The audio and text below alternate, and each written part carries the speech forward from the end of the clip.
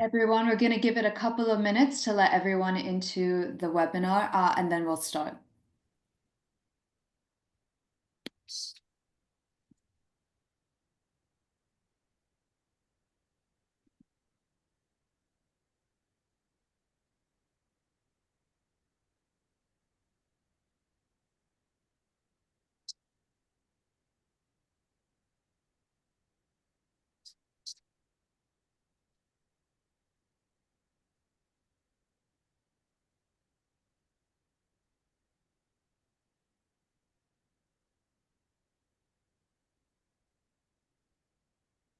I think we can give it one more minute. Just want to make sure everyone has the opportunity to get in.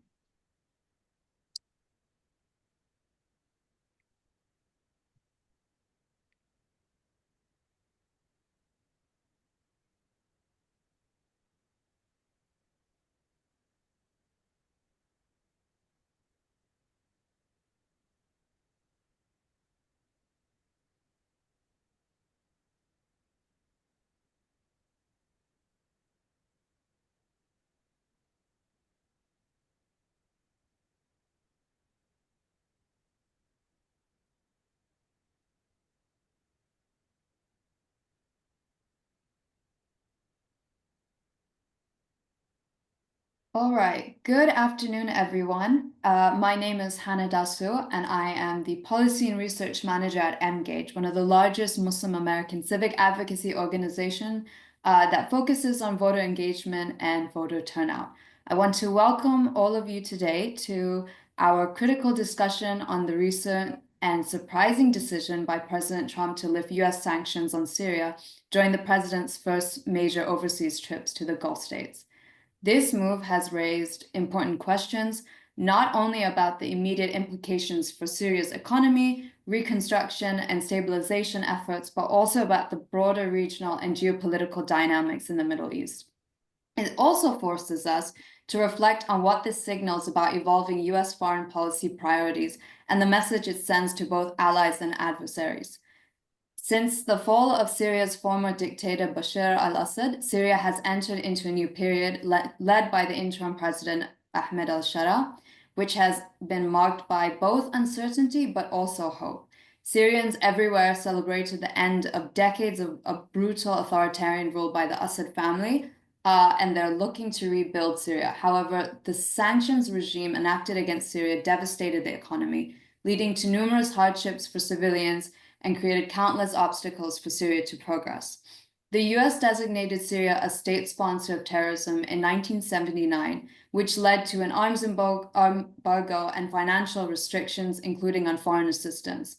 Further sanctions imposed in 2004 under the Bush administration, and then again in 2011 when the civil war broke out, including a freeze on Syrian government assets held abroad, restrictions on petroleum imports, and a ban on US investments. So with the new government pledging to establish an inclusive administration and strengthen state institutions, it appears to be making a concerted effort to present itself as a moderate actor willing to engage with the international community as a potential ally and partner.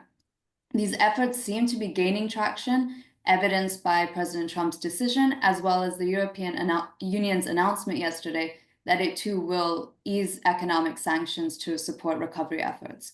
The EU had, back in February of this year, suspended sanctions that targeted Syria's energy and transport industries and eased restrictions on 4 banks and an airline company in an attempt to lift some economic strain, while also sharing concerns about the upsurge in violence between Syrian security services and Assad loyalists. Today, our distinguished panel will help us unpack these complex layers, examining the motivations behind the decision, its potential consequences for Syrians and the region, and what lies ahead. So our panelists today include Natasha Hall, who is the Senior Fellow with the Middle East Program at the Center for Strategic International Studies. Natasha has over 15 years of experience as an analyst, researcher, and practitioner in complex humanitarian emergencies and conflict-affected areas with a specialty in the Middle East. Most recently, she has worked on the Syrian conflict with the Sheikh Group, GIZ, Mayday Rescue, Center for for civilians in conflict and the US government's Refugee Affairs Division. As a director with Mayday Rescue, she led these responses, working with the White Helmets to reinforce critical civilian infrastructure and protect civilians from explosive weapons and other consequences of the war. She is a commentator and contributor for a number of media outlets and think tanks, including CNN, BBC, and MSNBC. Natasha is also the founder of Art in Exile. We're also joined by Charles Lister, who is the Senior Fellow and Head of the Syria Initiative at the Middle East Institute. His work focuses on all things Syria and on issues of terrorism and insurgency across the Levant.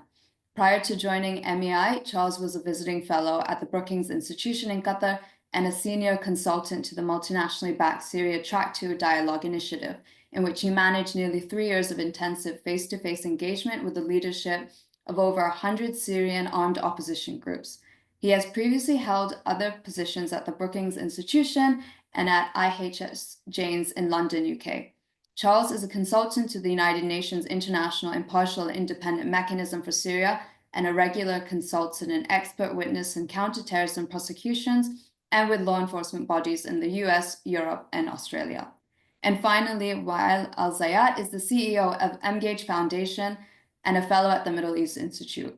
Wael previously served with distinction as a US Middle East policy expert at the US Department of State for 10 years, including as senior policy advisor to US Ambassador to the UN, Samantha Powers.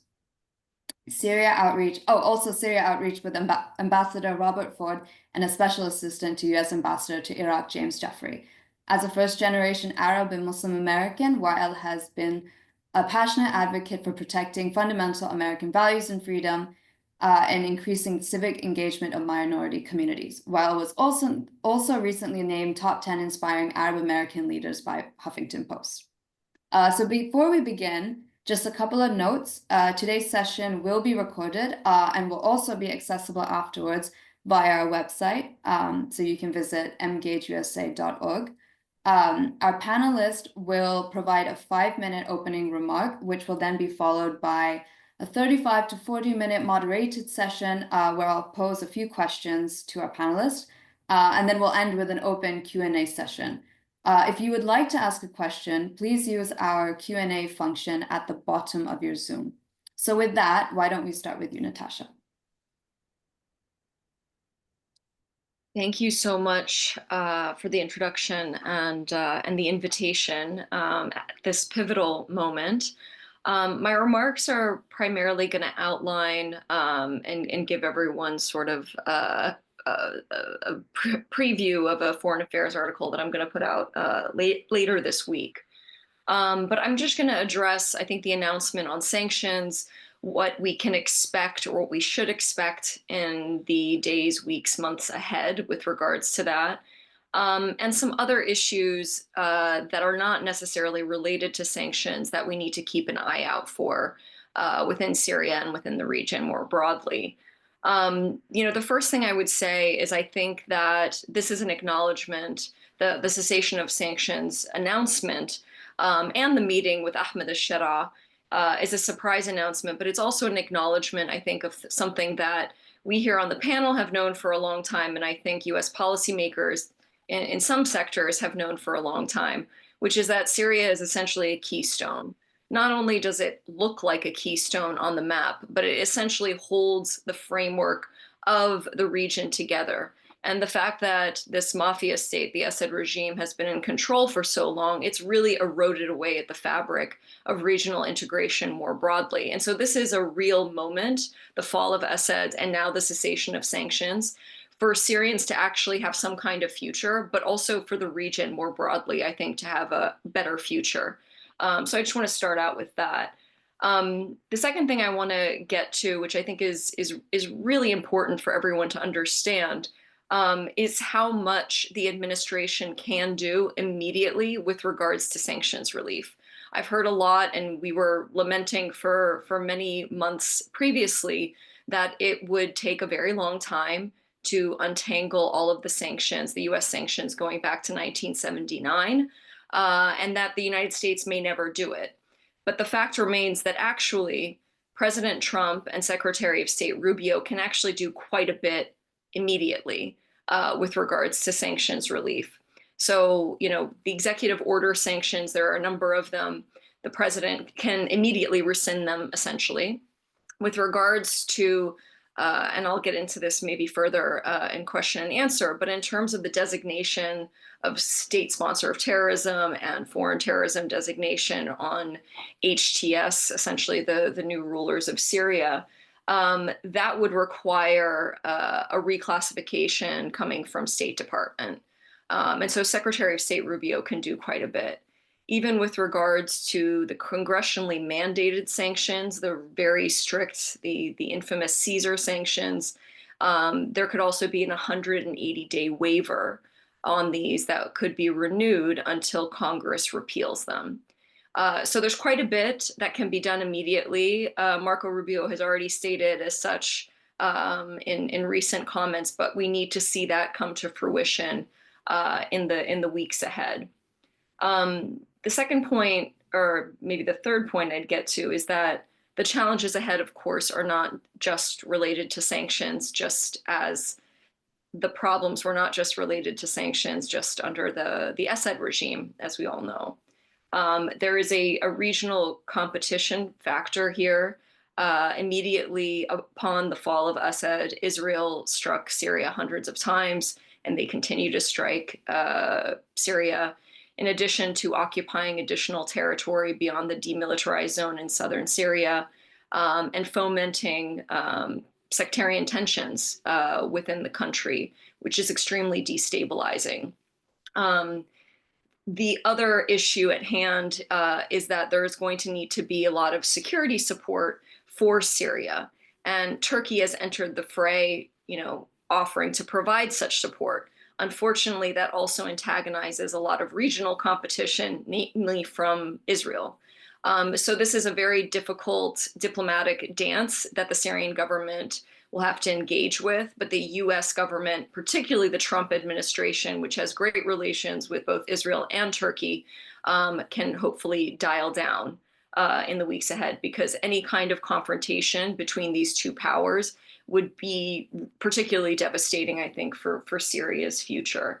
The other thing I would say is there were a lot of demands on the Syrian government. I think a lot of them made quite a bit of sense, but the majority of them were very security focused. So related to expelling foreign terrorist entities and things like that. Even those demands are somewhat more complicated than I think they seem at first glance. But needless to say, none of the demands include inclusivity, transparency and governance, the things that we know are essential for Syria's post-Assad transition. And so I will leave it at that because I'm looking forward to the questions. But I think these are the key things to keep in mind while we look at the challenges ahead. Thanks so much, Natasha. Your point about Syria being a keystone is a very important one, and one I think that was very well reiterated by Secretary Rubio during his Senate hearing yesterday. But I'm going to pass it along to Charles. Great. Thank you so much, Hannah. And certainly I'll start by just echoing everything Natasha said, and I'll certainly try not to repeat any of it, but complement it. First, starting off with all of the good news, which is, yes, the US announcement of sanctions relief, the decision by the European Union yesterday to reciprocate and essentially, in their terms, fully lift all Europe's sanctions against everything in Syria other than the Assad regime related measures. So all of that is, of course, an extraordinary move forward from where we were even a week ago, where, frankly speaking, I think some of what Secretary Rubio's language in front of Congress yesterday, where he made the point that Syria could have been even weeks away from a devastating return to civil conflict, were it not for these steps with regards to sanctions relief. I frankly think he was probably right. It may be an exaggeration in terms of the timeline, but certainly the security situation in Syria was extraordinarily fragile, and patience with regards to the still very dire humanitarian situation in Syria was only ever going to last for so long without some light at the end of the tunnel. So there really is no understating the significance of these recent announcements. I think it's also important to put it in that wider perspective, which I think Natasha started to touch upon, which is that when Assad fell, most of the world immediately saw that profound change as a kind of historic strategic opportunity. Exactly as Natasha described it, it's not just about Syria and Syria's people, but it is also about the rest of the region. Syria had been a kind of gaping wound in the heart of the Middle East for so many decades, which, frankly speaking, was doing very little other than exporting instability and threats across its neighbors. So the change of that regime presented strategically a huge opportunity, albeit one fraught with dilemmas associated with their new rulers. The Biden administration was very quick to move upon what it perceived to be a strategic opportunity, but clearly the Biden administration was constrained by time in the sense that it had only a matter of weeks left in office. It also should not go without saying that the Trump administration, when it came into office, was dead set against what we have seen take place over the last week. The entirety of President Trump's political appointees in the foreign policy and national security space were both publicly and privately making it very clear that the idea of giving a kind of blank check to this new Syrian transitional government was never going to happen. And yet, to an extent, that's kind of what we've seen emerge in the last week. So I think it's really important to, give all of your readers and listeners that context, that this is an abrupt, sudden shift within this administration. And we've seen a very rapid, I think, activation within the State Department to adapt to this new executive instruction from President Trump. But there are still rumblings of discontent in other circles within the administration about this move. But make no mistake, I do think this is now going to move forward. We had a US-Turkey strategic dialogue in Washington yesterday, where it was the core part of the conversation was about how the US was going to be lifting sanctions alongside and in coordination with Turkey. We had the ambassador to the UN say just earlier this morning, reiterating that sanctions are being lifted in full. And so all of the language we're hearing, in addition to Secretary Rubio's testimony yesterday and today in Congress, is that this is happening. So there's plenty of rumors around saying that there are certain Trump loyalists who are going to reverse course on this. I don't see that happening. So all in all, it's a hugely positive development. I think inside Syria, it gives Syrians the peace of mind of knowing that there is now light at the end of the tunnel. The humanitarian crisis in Syria continues to worsen to this day. In fact, it's never been as bad as it is today. And that's another really, really important point to make in the context of this conversation. I also thought it was interesting, Natasha mentioned the issue of Israel, which has been, really serious concern over the last few months vis-a-vis Syria, as well as other regional issues. But it was interesting that 3 days before President Trump arrived in Saudi Arabia and then announced this decision, the Israeli foreign minister made some public remarks where for the first time he said, and I'm loosely paraphrasing here, that the Israeli government does seek to have good relations with Syria's new government, and that whilst Israel does have security concerns, it doesn't believe any of those are unresolvable. That was a very abrupt 180-degree shift in Israeli public rhetoric on Syria, and it was no doubt because they had either been tipped off or they had discovered that President Trump had potential intentions to announce these kinds of changes on Syria. Since then, we've also seen a de-escalation in Israel's military actions in and around Syria, not a cessation, but a de-escalation. So that I would also point, at least in the interim, as a potential source of good news.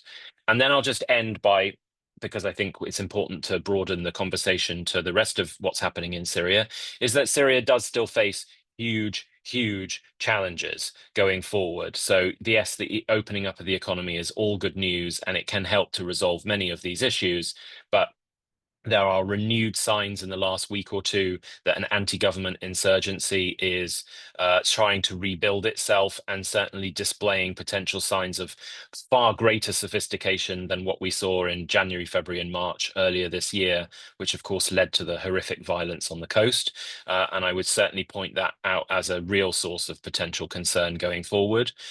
ISIS, over the last week, has for the first time publicly turned its sights against the government, declaring it apostates.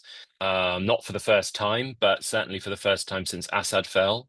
And of course, we've seen the first car bombing by ISIS in Syria in over a year, in a government-held city in eastern Syria. So certainly that's another significant source of concern. Druze divisions in the south of the country continue and persist. It is a very divided society at a leadership level, both religiously and politically and militarily. And that's going to be a very tough nut for Damascus to crack in terms of reintegrating Sweda and other Druze communities back into the state. And then, of course, we have the SDF still in a track of negotiations with Damascus around its future, and potential signs that some of those talks have begun to falter. And we've had clashes for the first time in weeks between the SDF and government forces in Aleppo over the last few days. So this is all amazingly good news around the sanctions and a real source for optimism. But I do want to qualify that certainly when it comes to security issues like that, there are still some particularly acute sources of concern going forward, for the Syrian government, but also regionally and internationally, potentially. Thank you for that, Charles. And finally, Wael. Thank you for that, Hannah, and great to be with my friends Natasha and Charles. Knowing that they're going to do such a great job talking about what's happening and the impact of lifting the sanctions and the situation in Syria, I wanted to focus a bit more about the opportunities at hand, and if these sanctions are fully lifted, and we saw the Europeans also take a similar decision, the possibilities in Syria are really profound. This is a country of 25 million people that can easily get to 30 if enough people come back home. There's over 6 million refugees, for example, and the size of the Syrian diaspora is in the millions. I don't know what the exact number is, but it's quite large. You combine that with the fact that Syria has the capacity to, once reconstructed, to get back as a light manufacturing producer, as a services hub, as a agricultural hub as well. It has a decent amount of natural oil and gas reserves, and a lot of undiscovered, I think, reserves in the Mediterranean, the Eastern Mediterranean, which a lot of countries are interested in, obviously. You have potentially a well-educated labor market, and the diaspora that I mentioned has significant resources and also talent and expertise. So there's a lot of stuff that could really come together with the right both international policies and domestic policies in Syria. Obviously, the new government has to do quite a bit in terms of regulations and tariffs and processes, corruption.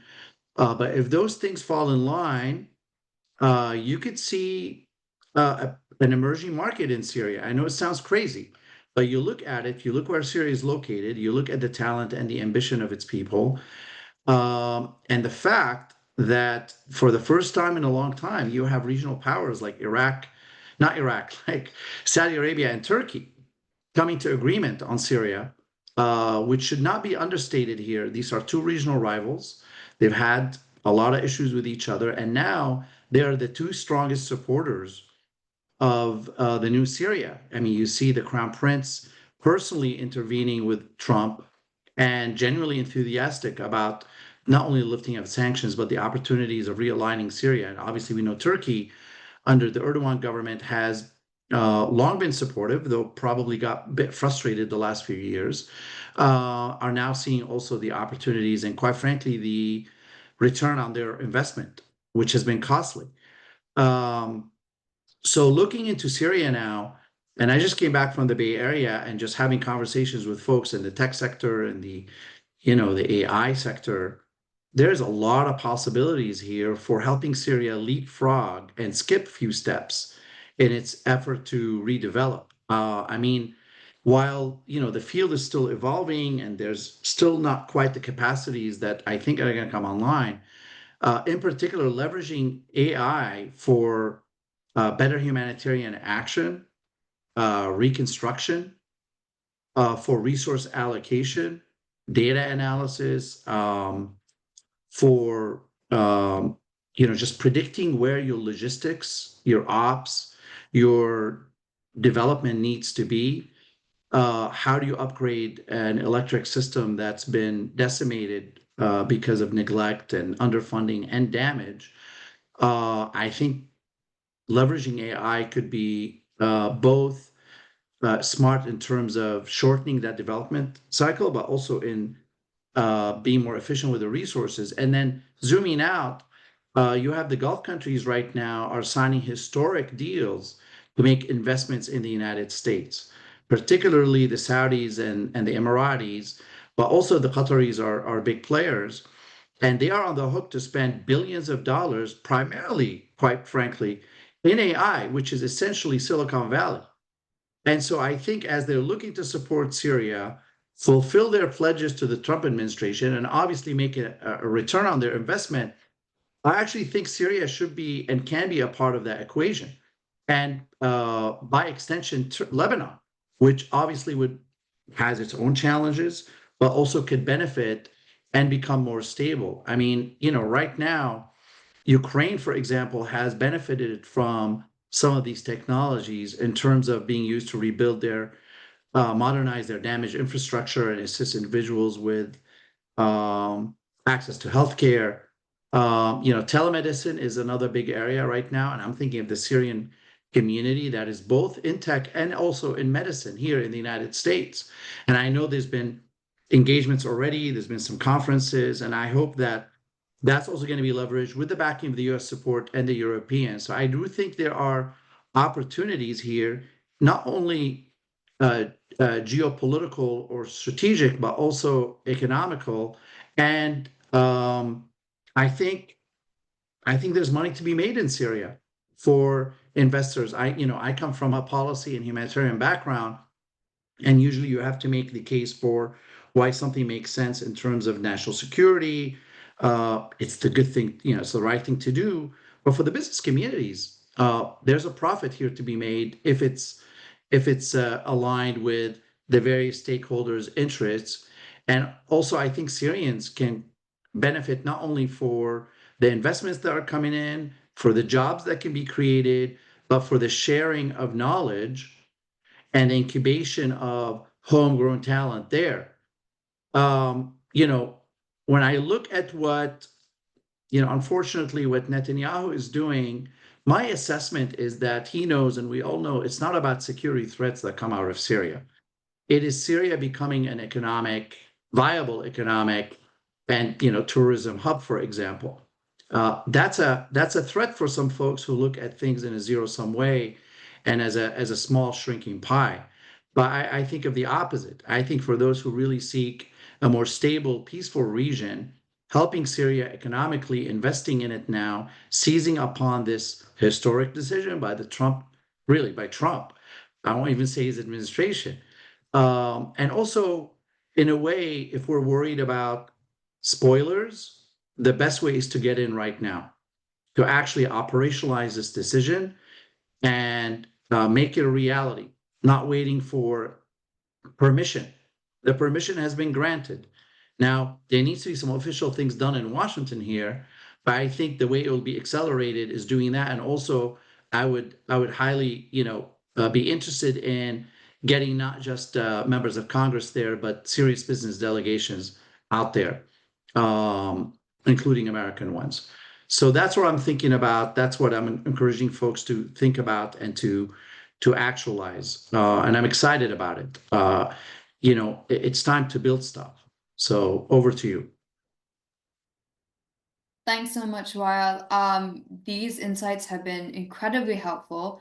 But I don't want to take up too much time since I want to give us at least the next 20 minutes to go over a few questions and then open it up to our audience. So the first question I wanted to pose to all of you is what do you see as the primary motivation behind the Trump administration's decision to lift the sanctions? And that being said, do you see this as a unilateral decision by the president or one that is supported by the administration? I know we touched a little bit about Syria's importance as a keystone in the region, but I was hoping we can dig a little bit deeper into this. Having said that, there was a question from the audience I'm going to just bring up because it connects to this question. One of our attendees did ask how Syria is a keystone for the Middle East region. So if you don't mind just bringing that up as well in your answers.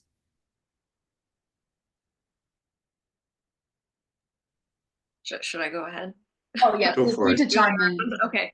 I mean, first, I guess how Syria is a keystone. I mean, I say this, but we've been arguing that for a long time, and it didn't really amount to much when it came to U.S. policy. But now we're seeing it. I mean, in terms of a logistics hub, gas pipelines, trade, et cetera, it is clearly in the center of things, right? So we could actually start to see the long promised sort of gas pipelines from Qatar through Jordan, through Syria, et cetera, the Arab gas pipeline, Turkey making good on its vision as an energy transit hub, both to the Middle East and then also on to Europe as well. I would add, strategically speaking, this would also decrease the leverage of Russia, which has long been an energy provider in the region as well. But in terms of trade also, I mean, Syria is a historic crossroads for trade, especially Aleppo, but also Damascus. Even Jordan, which historically has had not as much trade as you would expect with Syria, given their neighbors, was quite dependent on Syria as just a conduit for its own trade. So now that's beginning to open up. And so we can start to see the regional integration that we haven't seen previously. Now, there are challenges ahead. This is the least economically integrated region in the world for a lot of the tensions, you know, in Syria, but elsewhere as well. But we can start to see those things opening up finally for the first time in a very long time. The other thing about this happening now, I mean, this is the big question, I think, because as Charles was mentioning, this was a very abrupt reversal. We know that there were people in the administration that are ideologically opposed to the current administration in Syria. We even know that the Biden administration and Democrats in Congress are quite reticent about engaging with Syria and lifting sanctions, et cetera. So I think Trump's announcement really accelerated what I think would have been a very tedious, long process that might have been too little too late. As Marco Rubio mentioned in his hearing, in his statements yesterday about Syria being in danger of collapse. That said, I think a lot has to be said for Crown Prince MBS pushing this forward. I'd like to say it was my op-ed a month ago that convinced the administration to push forward with sanctions relief.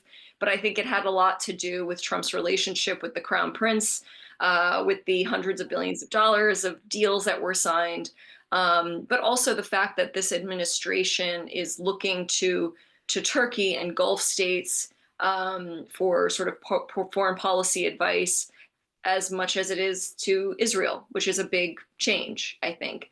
The question is whether or not they will be able to bring along other members of the administration and of Congress with that vision. And so that all of that sort of remains to be seen. But I think there were, I mean, just looking at it from a pragmatic, strategic standpoint, there were a lot of reasons to lift sanctions. These were sanctions imposed on the previous regime, for example, not this current regime. With foreign terrorism designations, that's a little bit more complicated. But again, these are things that can be reapplied should the government sort of reverse course or regress in a bad direction. And then the other thing is, if it remains a sanctioned actor, it will look to other sanctioned actors for support. This is what the Assad regime had to do. It had to engage in narco trafficking in order to get resources for its sanctioned economy. We had already seen this administration, so Ahmed al-Shara's government, look back to Russia for support. This again is the country that helped the Assad regime raise much of the country to the ground. So that kind of shows the desperation that was at play with sanctions, but also why this was a historically strategic opportunity for the United States, I think, to engage with this government right away, as my fellow panelists had mentioned. Not to mention the fact that this is a government that is not just not really desiring to work with Iran, but is quite hostile to Iran. All of these factors, I think, make it a pragmatic, logical decision. I think the key is that we just didn't know what would happen this quickly. I'm happy to just briefly jump in and say, totally agree with everything Natasha said, and I just build on a bit of it to say, or to reiterate what I think I said in my opening comments, was yes, this was very much a personal decision by President Trump. It was not something that followed weeks of internal consultations within his administration and then resulted in this decision. I mean, President Trump was quite clear when he announced this at a gala dinner in Saudi Arabia that it followed a conversation with Saudi Crown Prince Mohammed bin Salman, and it also followed an extensive phone call he'd had with Turkish President Erdogan a week earlier. So yes, it's not a theory, but it is a fact that this followed significant pressure and encouragement from the regional states that had made the strategic calculation that whilst they weren't, exactly thrilled by the idea of a transition that was being led at the top by Ahmed al-Shara and his inner circle from HTS, but that wider strategic opportunity of reshaping the heart of the Middle East was the calculation that they were behind. So that was the one side of it, and then the other one was exactly what Crown Prince Mohammed bin Salman said to Donald Trump in Riyadh on that first day of his trip, which was, if you want Syria to have a chance of stabilizing, they need a break. And that was exactly what Secretary Rubio again repeated in his congressional testimony yesterday. And there really is no understating the extent to which that really is true. 90% of Syrians today live under the poverty line. 70% of Syrians inside the country are entirely reliant on humanitarian aid. And the UN's aid mission, which is the primary aid response in Syria, is only 9% funded for 2025. So from the humanitarian level, it is literally as bad as it could possibly get in Syria. And that's before you take into consideration the after effects of 14 years of civil conflict, plus the enormous problem associated with several 100,000 armed men from a variety of different political and religious and ethnic and sectarian backgrounds and agendas, all facing it off within a very fragile transition period. So if Syria had any chance of, first of all, getting back on its teeth, and then secondarily, if the transition is going to widen sometime down the line, then the economy had to be given some oxygen to breathe again. And again, that is the strategic calculation that has been made. It's a gamble, perhaps, it can be described in that way, but it's the right gamble to take.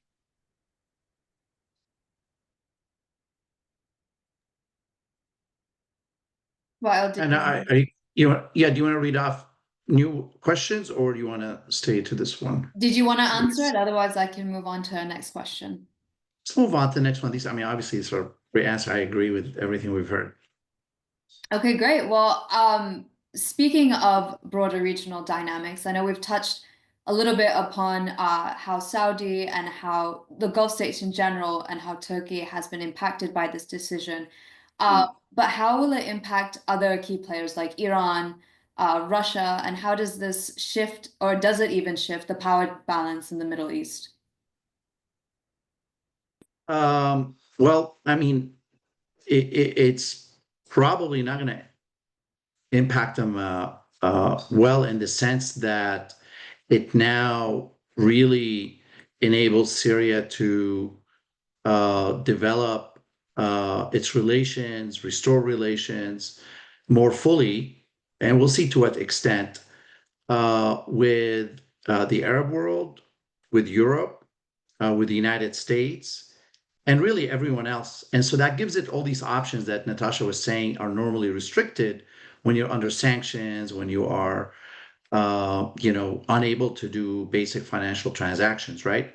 And so there was some fears that should these sanctions remain, that the Syrian government will have no option but to re-engage with Russia, for example. So now it has a lot of options. The Russians seem to have been interested in keeping their presence in Syria at the naval base there. That becomes a lot harder now. I'm not saying it's impossible, but it seems to me it would be quite difficult for them to convince the Syrians now to keep them there. Uh, for the Iranian government, given their long history of supporting Assad and their support for militias that killed a lot of Syrians, I think there's going to be, I'm going to call it a cooling off period with Iran for a long time, whereby there might be, and the Syrian government, by the way, has shown no issues with direct meeting with anybody, by the way. So are they open to engagement? Are they open to even restoring diplomatic ties one day? Possibly.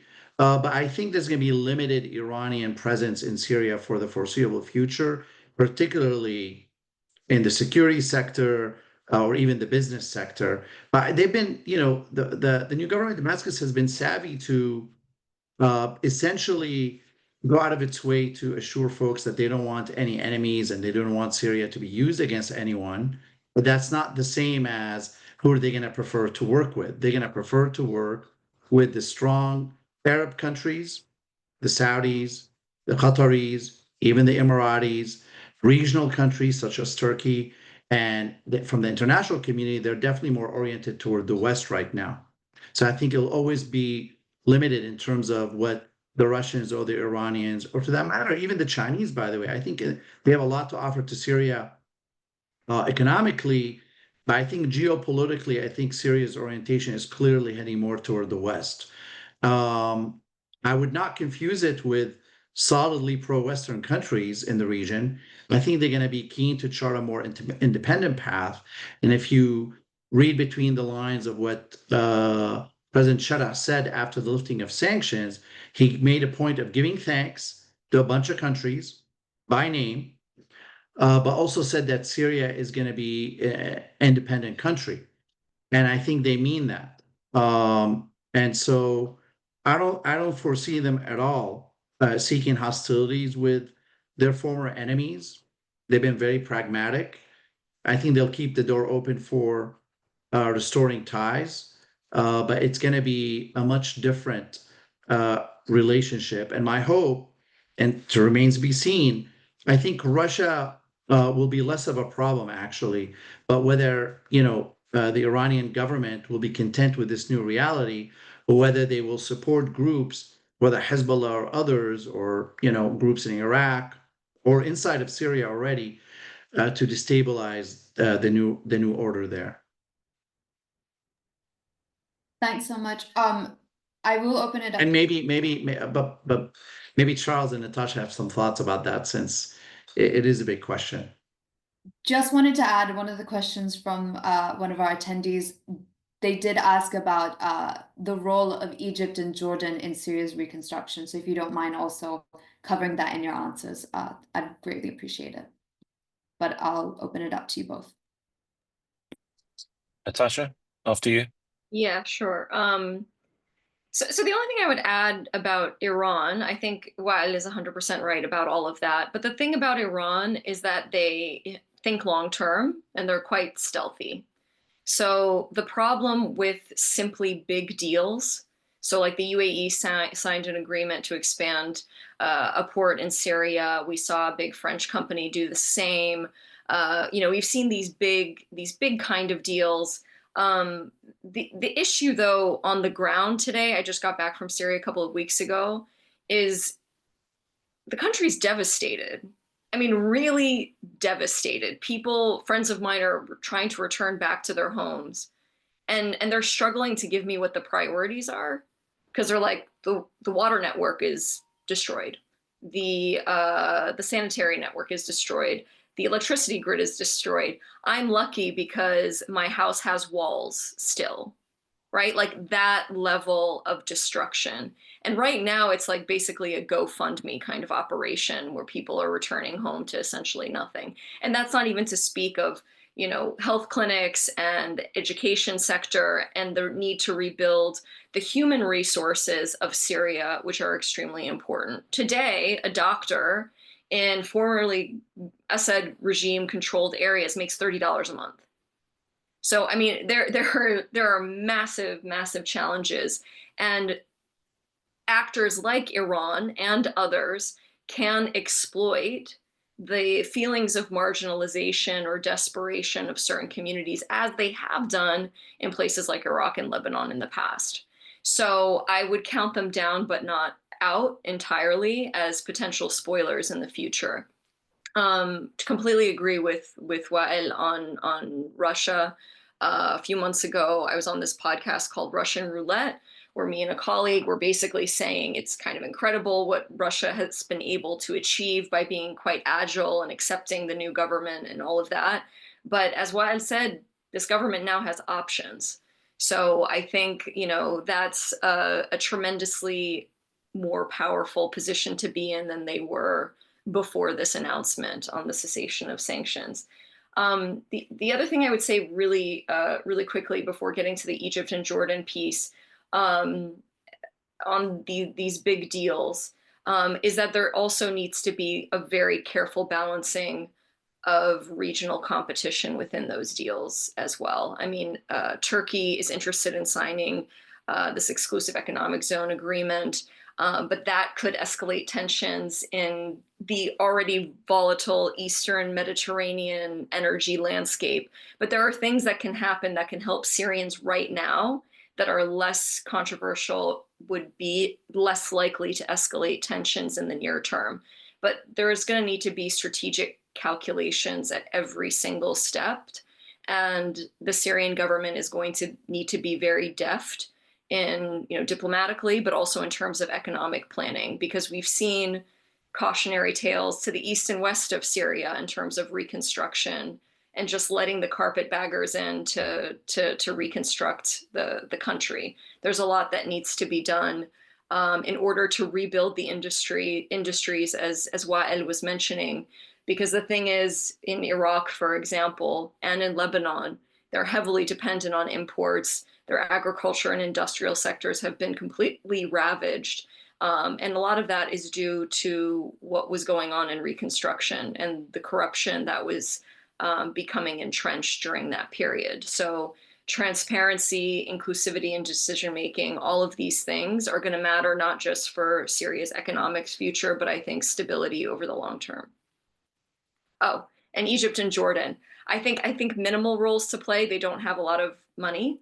But for example, like I said, you know, Jordan and Syria have already increased trade dramatically. I know that Jordan is looking to renegotiate its water sharing agreement with Syria. So there's a lot of different things that can happen right now that simply just weren't possible before. And just in the interest of time, I'll be quick. And just to tag on to that last bit from Natasha on Egypt and Jordan, of course, both of those countries have a role in the Arab gas pipeline, which with Qatari funding looks likely to be, at least in the interim, a core source of additional Syrian electricity through the Deir Ali plant outside Damascus in the coming months. So I guess they have at least a role and a stake to play in that very significant new arrangement. On Russia specifically, I know for a fact that the Ahmad al-Shara's first sort of argument in favor of receiving the Russian olive branch that was displayed out on the first day as they marched into Damascus was that Russia has a UN Security Council seat. And a veto vote. And so his sort of strategic calculation was, you know, even despite all of the very bad history, we cannot afford in this sensitive time to make an enemy of a UN Security Council member with a veto. And so he received the olive branch. What olive branch is. Suffice to say, on the day that Bashar al-Assad flew to Moscow on his private jet to escape Syria, Vladimir Putin called up the Syrian embassy in Moscow and ordered them to take down the Assad-era flag and hoist up the flag of the Syrian revolution. So Putin himself sent a very swift signal of being willing to adapt and to be flexible. And I think we've seen exactly the same thing from Syria's new authorities. On Iran, I really just wanted to emphasize the spoiling role, is that the only way Iran is going to play a spoiling role is through insurgency kind of activities. And we have already seen worrying signs of that in two phases. The first phase, which preceded the very significant violence we saw on the Mediterranean coast in March. On March the 7th, when all of those attacks had begun that afternoon, I heard from a very senior contact in the General Security Service in Damascus that they'd been given a tip-off by an Alawite mayor that a farm compound outside the town of Jableh was being used as the kind of operational headquarters for this insurgent military coup, as they were calling it. And when they raided that compound, they found a huge color satellite map the size of multiple boardroom tables, alongside two wooden crates full of plastic wrapped US dollar bills and long range comms equipment and various other things that led the government to assume that Iran specifically was involved in providing assistance to the insurgents. That being because the insurgents themselves were publicly led by remnants of the 4th Division, which historically was always Iran's key partner within the Assad-era Syrian army. And so there was very worrying signs back then in March, and then very much more recently, just last week, over 1,000 IEDs were seized in Latakia in one warehouse. Every single one of these IEDs was completely identical. They were machine-made explosive devices, machine-made, computer-printed, packed in crates, 20 per crate, and over 1,000 of them in total. There's absolutely no way that the insurgents in the mountains of Latakia have the capacity to be producing those themselves. They will have to have come from outside. And again, all fingers point towards Iran. So yes, Iran is still the most likely and potentially already spoiler at play. I appreciate it. I want to be cognizant of our time because we have a few minutes left. And unfortunately, there are so many good questions. So I think we might be only able to get to a couple of them. But we did drop into the chat an email that you can send your questions to, and we will try to get back to you. And sorry, Charles, I'm putting you right back into the spotlight, but this was a question to you.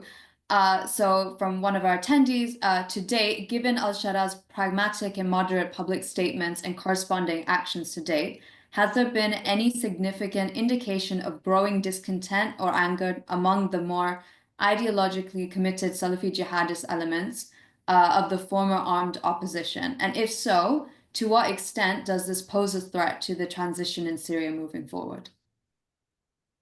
Big question with lots of yeses and nos and buts and ifs. But long story short, yes, there has been quiet and under the surface. It's very hard to find these things out without physically being in Syria, and I heard about plenty of them while I was there in Damascus. And to give you a very early example, when the German foreign minister first went to Syria, Annalena Baerbock, a big fuss was made in the media about how when she met Ahmed al-Shara, he put his hand to his chest instead of shaking her hand. What didn't make the news headlines, though, was that 5 minutes later, the Syrian foreign minister did shake her hand away from the cameras. And when news of that broke out to the Ministry of Defense and to certain members of the General Military Command, there were demands made to Ahmed al-Shara for Assad al-Shaybani, the foreign minister, to be fired. And in fact, one of them went as far as to say he should be imprisoned and prosecuted for treason. So yes, there are under the surface real challenges with hardline elements within the military command of HTS. But for now, there's no way that any of those individuals, notwithstanding their personal, beliefs and expectations, there's no way they can carry the kind of credibility and favor to actually make a real impact. Because the fact of the matter is the pragmatic posture embraced by Ahmed al-Shara is working. And certainly we've seen that over the last week. And so long as that remains the case, hardliners within his midst are just unlikely to take the gamble of acting overly aggressively. So yes, there's discontent, but it seems to be more or less under control for now. Thanks so much. I think we might be able to get to one or Let's two. do a few more questions. Go ahead. Let's just go through a Okay, few. so from Michael, with both Western powers, including the EU and US, and key Arab states now backing the transitional government in Damascus and reaffirming Syria's territorial integrity, how are international coalition members likely to navigate their relationship with the SDF given its de facto autonomy and prior alignment against Assad?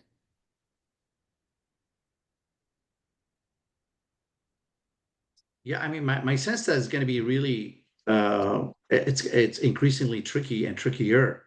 There is, an agreement between Damascus and the SDF. It's been a few months already, and they agreed to develop these working groups to hammer out the details in terms of the reintegration of the SDF areas back into the Syrian government structures. Since then, there's been a lot of issues, including clashes between the two sides by the Tishreen Dam, for example. But my sense is that the international community actors are mainly going to work through Damascus moving forward. Those who have an existing relationship with the SDF will do that up until a point where it's no longer viable for them. I know that the US is still committed to keeping its troops there and Charles knows quite a bit about that. I think part of the agreement or the expectation is the handover of the ISIS and ISIS family prisoners back to the central government. The moment that happens, that's the biggest offering that the SDF was providing. I mean, there's others, but certainly to the United States and to the European Union, and they're going to work with Damascus on that after that. But so I think it's as they say, like the writing is on the wall. The U.S. will leave Syria eventually. The ISIS prisoners will come under central government command in general, in eventually. And I heard Shaybani address this directly in New York, by the way, the Syrian foreign minister. They seem to be committed to just pursuing the political track on this one until things fall their way. They understand that should this turn violent, it can undo a lot of the not only goodwill but the progress they've made. And I think they got a taste of that when things almost got out of control on the coast of Syria. So, but interested what Charles and Natasha have to say about that. Natasha? Go ahead, Charles, on this one.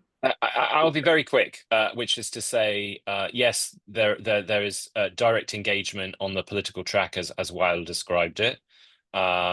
It's made a lot of progress. The Tishreen Dam officially, per that agreement, is now a demilitarized zone, although in the last week or so, the SDF has actually challenged that a little bit, but it is supposed to be. The next major phase of the agreement will see Deir ez-Zor folded under, the rest of Deir ez-Zor folded under central government control, and that is the main reason why US troops have almost entirely withdrawn from Deir ez-Zor now, is to facilitate exactly that arrangement. And that leads me to the main point here, which is these talks will have gone nowhere over the last 4 to 5 months whilst they've been going on if it weren't for CENTCOM on the ground playing a direct role, not just in facilitating the talks, physically being there in the room and arranging all of the logistics and the transportation, but actually forcing the SDF to the table. Everything I've heard, including from senior figures within the SDF, is that they're not happy about these talks. They're not happy about where they're headed, but that the US military has essentially said, you better make a deal now because you won't be able to count on our sort of semi-guarantee of security for that much longer. And that's what's pushing things forward. So good. A good path forward, but it's certainly very fragile and tense. It's not entirely a friendly matter. Yeah.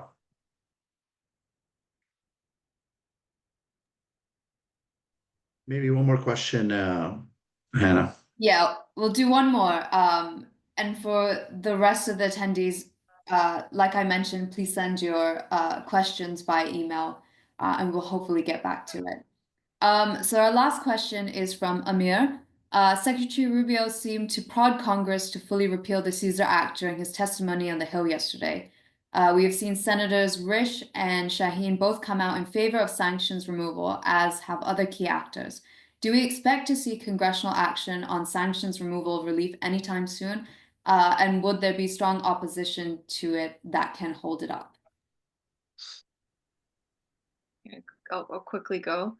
I think if there was any president that could bring his party along, it's probably President Trump, in a way that would not have necessarily been possible with a different, either Republican or Democratic administration, I should say.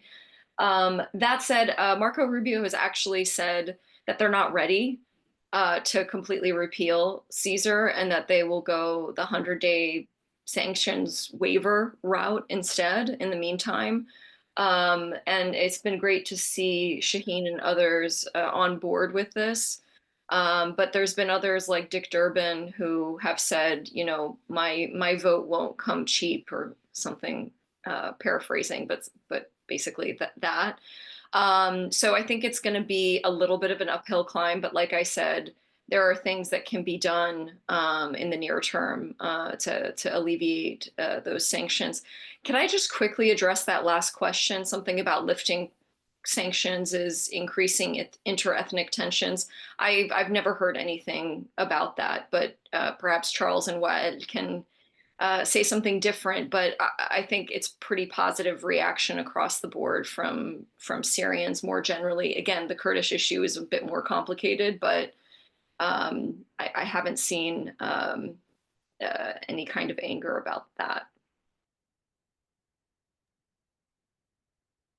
Ryan, anything? Go ahead. No, I would say I agree with Natasha. I haven't seen anything in that direction either. I think, frankly, the best chance of Syria's deeply seated ethnic and sectarian tensions, and we have to all sort of accept that that is a reality. And I heard it loud and clear when I was there in February from all different groups, deep suspicions and grievances against the other across lots of different lines. The only chance that those lines were going to start to be eroded over time and trust was going to be rebuilt was if the Syrian economy managed to get back on its feet and people had a reason to have some faith in the future and to, you know, invest in the future and to prosper. So I think it's exactly the opposite. I think if there was no sanctions relief, we would definitely have seen fairly close down the line major ethnic and sectarian conflict breaking out in different parts of Syria because there was no reason for it not to. And so I think it's definitely very much the opposite. And then just very briefly on Caesar and Congress. My understanding, speaking with some of the regional states, is now that they know what the policy is, they feel much more confident to begin acting, even whilst the legal legislation remains in place, especially when it comes to things like Caesar, because ultimately, if Caesar was going to be triggered and sanctions were going to be enforced on a state, that would require presidential authorization, or at least the president could nix it and stop it from following forward. So with the president being behind this, the Caesar Act, yes, is very complicated to actually legally get rid of. But with President Trump's statement, that's the game changer in terms of the calculations being made, especially by government entities. Thank you so much. Unfortunately, we've run out of time. And with that, I'd like to thank everyone who was able to attend this webinar. And thank you to all of you who submitted questions. I'm very sorry we were not able to get to all of them, but we will hopefully follow up with those of you who we weren't able to get to. But I also want to thank all of our panelists today. You've been so wonderful. Your insights and your expertise have been fantastic. Have been really helpful and hopefully have given us a little bit more insight into what's happening with Syria and maybe a little bit more insight into Trump's capricious nature. But who knows what's next for Syria, and hopefully it's something good. So with that, thank you to everyone, and that concludes our session. Thanks, everybody. Right. Thank Thanks, you. Charles. Thanks, Natasha.